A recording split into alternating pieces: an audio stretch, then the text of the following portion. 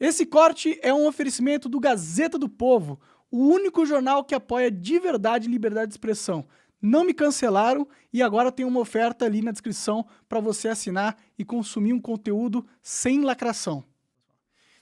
Por muitos anos, eu fui ateu. Muitos anos, cara. Fui ateu, a favor do aborto. Quando você era jovem? Quando eu era jovem. Tipo 14, 15 anos? 15, 16, 17, 18, 19, até os 28. Cara, sempre fui um cara assim... Mãe, por que Deus faz isso? Sim, sim. Mãe, por que Adão e Eva, não sei o quê? Fica achando as inconsistências na ideia de um Deus perfeito com o mundo imperfeito. E minha mãe lá, guardadas as devidas proporções, uma Santa Mônica da vida. Santa Mônica é a mãe de Santo Agostinho. Tá lá, pô, filho, vou rezar pra você, velho. Não sei te responder. Resposta, né? E aí fui fazer o quê? Fazer filosofia. Corajoso, hein? Moleque, pega tuas coisas aqui, vai morar com teu pai lá, aquele maconheiro desgraçado lá. Porque sabe quem faz filosofia que perdeu no jogo da vida, né? Não sei se você já jogou o jogo da vida da estrela. Ah, já joguei pra caralho. Quem que perde vira filósofo. Sim, sim. Tipo, o engraçado é que você faz filosofia e não vira filósofo. Né? Muita gente, né? No caso, você fez isso. Não, mas não sou filósofo. Tipo, não tem uma plaquinha lá, filósofo. Não, tipo, meu amigo fez letras, é editor, né? Mas você não pensa? Não, pensar. Você pensa e escreve sobre os seus pensamentos. Isso não é o filósofo? Não gosto de pensar assim. Eu acho que filosofia existe... Não quer ter o rótulo de filósofo? Cara, eu acho um rótulo tão legal, porra. Eu acho bonito. Eu acho uma da hora, mano. Mas, por exemplo, eu acho que filósofos filósofos são aqueles que resolvem problemas filosóficos. Mas você faz isso, não faz? Mas eu preciso resolver esses problemas, eles precisam ser analisados por outros filósofos. Eles precisam ser julgados e criticados por outros filósofos. Até agora, minhas obras não foram analisadas e julgadas por outros filósofos, então assim... Como você sabe? Tem um monte de gente aí que lê o que é filósofo. Eu receberia resenhas, críticas, eu ia convidado em congressos de filósofos. Mas você tá associando ser filósofo a ser aceito no mainstream de quem tem esse rótulo. Não acho... Eu acho que existe um nível básico. Eu entendo você, eu lido muito com esse drama, mas um nível básico ali de senso de comunidade, que é o mainstream que você chama, senso de comunidade daqueles pares que autorrefletem, que tem uma tecnicidade. Cara, não existe nada especial em ser filósofo, tá? Sim. Nada, absolutamente nada. Assim como não tem nada especial em ser qualquer outra profissão. Nada. Mas eu acho que um filósofo, para ser ali... Aqui tem uma questão que a gente podia colocar aqui também. Uma coisa é ser filósofo, ser bom filósofo, né? Sim. Tu não pode ser pesquisador, então bom pesquisador, né? Sim. Então, comunicador, bom comunicador. Eu acho assim, se você... O rótulo de que eu sou filósofo, ok, tem obras filosóficas, mas eu jamais diria ainda que eu sou um bom filósofo. Eu prefiro... Então você é um filósofo modesto. Eu prefiro a ideia de que eu sou um professor, comunicador... Tudo bem, mas é que a gente tá agora entrando em pormenores aí. Pormenores. Faz, Mas então, quando eu... Nem lembro o que eu tava falando, cara. Porque minha mãe lá me... sim, né? sim. Tá falando do limite também. Aí... Exatamente. Aí minha mãe, Que você era ateu, cara. trabalhava numa indústria de química, cara. O que você fazia lá? Eu era operador de uma máquina de cromatografia. O que é uma máquina de cromatografia? Cara, o cromatógrafo, ele consegue identificar quais substâncias tem Por exemplo, trabalhava com embalagem plástica, né? Ele consegue identificar quais substâncias tem num processo químico ali super delicado, técnico. Você meio que analisa os componentes. Para analisar os componentes. Trabalhava num laboratório importante, uma empresa aí, de uma indústria importante, em Santo André. A Bayer. Quase, então, é do mesmo nível. Pode crer. Uma multinacional do mesmo nível. Mas o cara odiava aquela vida. Odiava, né? Odiava, cara. Por que você odiava? Porque, cara, eu não nasci para ficar no laboratório, sabe? Eu imagino que era uma coisa assim que não tem muito descoberta a ser feita. Eu vou dizer o que eu tinha que fazer. Eu tinha que pegar embalagens plásticas, como essa, e, por exemplo, aqui tem uma cola, né? Tem uma cola aqui dessa embalagem plástica. Sim. Eu tinha que saber a qualidade dessa cola. Então eu tinha que fazer pegar, teste, porque essa cola tem que ser boa, né? Não pode soltar, não pode contaminar nem um alimento. Não é um trabalho criativo, né? É um trabalho de... É que para mim não é um problema de ser tão... Até não é criativo, não é questionador. Sim. Então, vai lá sei lá, vai lá e pega essa embalagem e testa essa cola. Cara, não sei se, assim... nunca tem a experiência de testar colas de embalagem. Então, Pode crer. é um saco. Velho. Imagina. É algo que não tem, tipo, caralho, descobri a cura do câncer aqui na cola. Então assim, nunca foi uma coisa que me seduziu. Claro que você tem Então, existe uma ideia de ser cientista, né? Que tem a pesquisa que descobre. Sim. Mas, cara, eu nunca tive vocação para isso. Eu, sinceramente, sempre tive vocação para artes, assim. Eu gosto de desenhar, sempre tive vocação para isso. Eu sempre gostei de ler poesia, literatura e tal. Meu pai era músico, meu pai faleceu. Meu pai até um músico relativamente foi consagrado. Aí Que da hora. Meu pai tocava com Ivan Lins, não vou falar o nome dele aqui porque vai criar polêmica. Um outro cara aí, um outro cara aí também. Meu pai era um contrabaixista elétrico, eu sempre gostei, né? Então, separado da minha mãe, um cara da noite, né? Um cara beberrão, da balada e tal.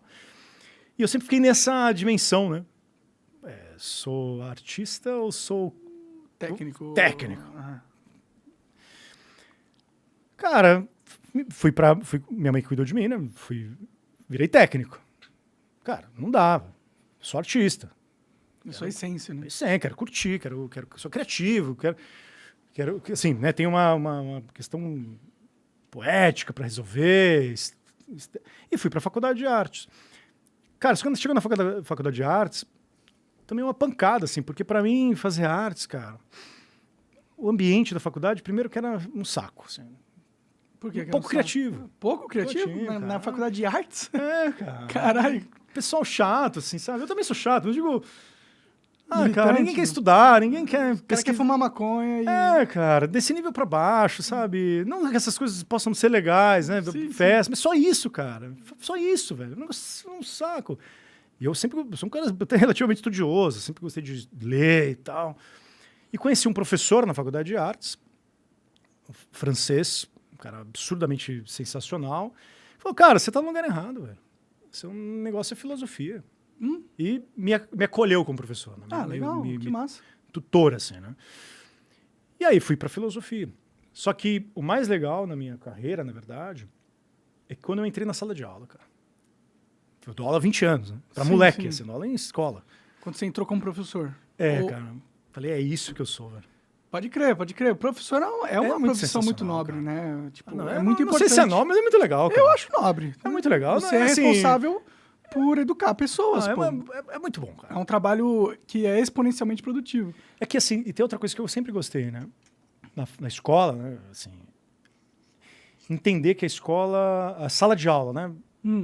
É um lugar, cara, sagrado, voltando onde a gente estava agora, sagrado para você refletir, cara. Deveria ser, né, pelo menos. Não, assim, tô pensando no deveria, né? Tô pensando no sentido, assim como a comunicação também deveria ser um lugar para refletir, como um podcast. Sim. A gente não tá aqui numa agenda, né? Mas eu digo, talvez a agenda da liberdade de discutir, né? Sim. Bom, se tem uma agenda... É essa. E que eu te falei, né? Eu acho a agenda mais importante. Inclusive trazer gente que pense completamente diferente, né? Sim, essa é. E, cara, quando eu entrei na sala de aula, eu senti muito essa... Minha personalidade também, né? Ajuda nesse sentido. De ser uma... Aliás, queria mandar um beijaço para meus alunos aí. Claro. Não sou nada sem o carinho dos meus alunos. O carinho e apoio, né? E também o desapoio, né? Tem que ter crítica. Né? Tem que ter crítica, claro. E a sala de aula sempre foi um lugar privilegiado para isso, cara. De refletir e tal. Eu nunca gostei de ser também um professor de filosofia doidão, né? Tipo, não faço esse tipo, assim. Não curto, assim. Eu sou meio sério, assim, é meio chato às vezes. Professor doidão e tal. Não gosto, assim.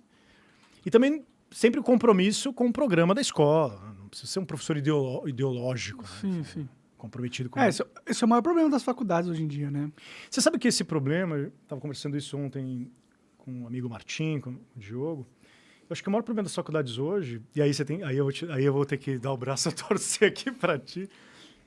É que a academia se tornou refém, e os professores também estão se tornando reféns do politicamente correto que vem dos alunos. Então, a comunidade... Mas vem dos alunos? Ah, cara, tem pautado muito, cara. Os alunos estão impressionados. Mas eu acho que o ovo veio antes da galinha, tá ligado? Aí a gente vai ter que discutir quem vem primeiro, né? Sim. Mas, cara, você sabe, eu vou te dar um exemplo de uma questão aqui, talvez sirva como exemplo de um cara de esquerda, famoso, né? Que padeceu desse problema da revolução que os estudantes... Cara, isso não é novo, tá? Isso vem da década de 60. Que a Revolução Estudantil de 68 promoveu nas universidades europeias, Alemanha, França, tá? Os movimentos são bem fortes, né? Que foi o Adorno.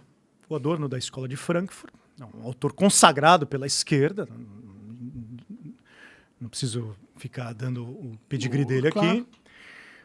Mas o Adorno ele sofreu da pressão estudantil que, assim, eu não acho que o Adorno era o defensor... Cara, muito pelo contrário. Era extremamente sério, rigoroso. A Escola de Frankfurt não é... Que época ele era? O Adorno da metade do século XX. Ah, sim. Então faz tempo já isso aí. Ele viveu até a década de 70, não lembro a data que ele morreu. Mas é um cara que atravessa ali, ó, pega o período da guerra, desde a década de 20, vai até a década de 60, 70, e vive forte essas transformações, né? É um cara que teve que ir para os Estados Unidos, escreveu talvez um dos maiores livros de ciência política, de filosofia política, um dos maiores, assim, grande obra, né, canônica, que é a Dialética do Esclarecimento, junto com o Mark Horkheimer. E assim, cara, eu tô dizendo ele para tentar mostrar que talvez assim, essa questão do ovo e da galinha Foi um exemplo. Que coisaram. Cara, você percebe, é um movimento. Sabe por quê? Toda ideia é complexa, e por mais que eu odeie, eu entendo que é complexo essa cultura do cancelamento e essa ideia do politicamente correto. Eu não acho que vem da base, entendeu? Eu acho que ela vem de um grupo que justamente estava querendo usar essa ideia para avançar os seus interesses políticos. Mas você está acreditando, e é onde está a nossa... Não a discordância, né, mesmo? O nosso ponto de questão aqui, o estado da questão, que é, assim, se são os professores que fizeram isso na universidade ou não. Se a gente partir desse princípio, a gente vai cair numa contradição, no antagonismo com relação às grandes corporações que dominam o capital, né? Por que a gente vai cair? Porque, na verdade, os professores não têm poder. Um acadêmico não tem tanto poder quanto ele imagina. O acadêmico tem um departamento, uma sala de aula e livros, velho. Sim, mas então, ele tem o maior poder, né? Que é o controle da mente da próxima geração. Tudo bem, mas quem... Não poder econômico, mas é um poder social quem divulga conhecimento, quem divulga informação em massa, não é a academia. É o rádio, é a TV. Não, é a academia. Não é, cara. Sabe por quê? O cara que vai pro rádio e pra TV, primeiro ele faz a faculdade de rádio e TV. E é lá que ele aprende a ideologia. Não, então, eu discordo um pouco nesse sentido de você, sabe? Porque por mais que... se você pensar assim, com um processo de retroalimentação constante, eu não estou dizendo que não é assim. Eu estou dizendo que esse caso ele não é uma relação necessária. Não se discordar, pô. Não, eu estou dizendo assim, pra gente ficar bem claro, né? Não estou dizendo que é uma relação necessária. Não acho que é uma relação necessária. O que eu vou encontrar são casos, são circunstâncias, que pode ter um professor ou outro, que tem mais famoso, tem mais... Mas a estrutura da academia... Claro que uma universidade ou outra pode estar mais comprometida, mas eu digo, em termos de sua estrutura, da sua forma mesmo de se instituir, é muito lamentável, por isso que não são todas, né? Porque a gente tem uma ideia de instituição acadêmica, é muito triste e lamentável quando ela vira refém desse poder, desse senhorio aí de corporações que plantam uma agenda política de poder. Mas eu não acho que são as corporações que implantam essa agenda. Não, mas assim, isso que eu quero dizer para vocês, uma faculdade, ela é muito mais complexa na sua lógica e sua formação do que aceitar simplesmente ou passivamente o ordenamento. Por isso que eu não volto. Você acaba de assistir um corte do Monarch Talks. Agradeço demais, mas se você quiser ver o vídeo na íntegra e acompanhar ao vivo todas as transmissões, você tem que ir lá no rumble.com/monarch para não perder nada. Segue a gente lá.